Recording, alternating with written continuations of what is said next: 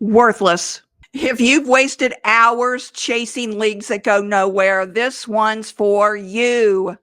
Come closer.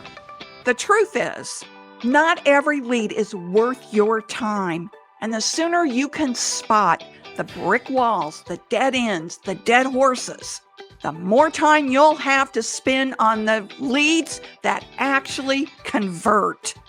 Today, I'm sharing my go-to method for identifying the right leads and closing more deals. Let's get started. Chasing the wrong leads just doesn't kill your time, it kills your confidence as well. But what if I could tell you right from the start which leads are worth your effort? Stick with me and I'll show you how to work smarter, not harder. Here's the real secret. It's about qualifying your leads. Now, stay with me. You need a system to separate the prospects who are ready to buy from those who are not. My favorite method, the BANT framework. Let's break it down. B equals budget. Do they have the money to invest in your solution?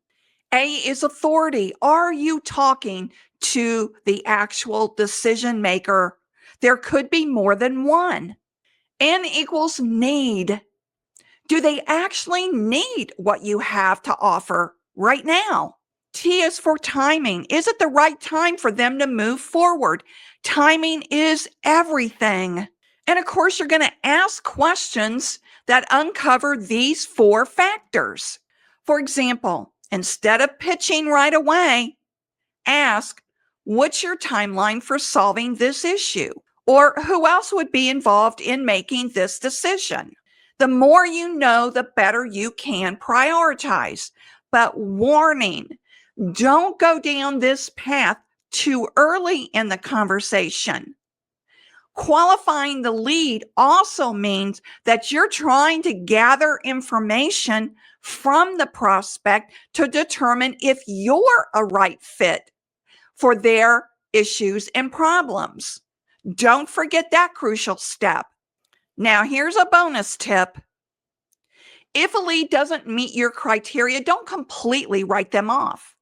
Add them to a nurture list. You never know when their circumstances may change and you may follow up down the road. Timing may not be right now, but it could be perfect in 6 months. Or here's another crucial fact. Leadership and decision makers change. One decision maker may not see that the timing is right. The other decision maker, the new decision maker, may think differently. So move them to your nurture list for down the road. Now that you know how to avoid wasting time on dead-end leads, there's so many more problems that we can solve. So be sure and watch the next video. And remember, stay savvy. See you on the next video.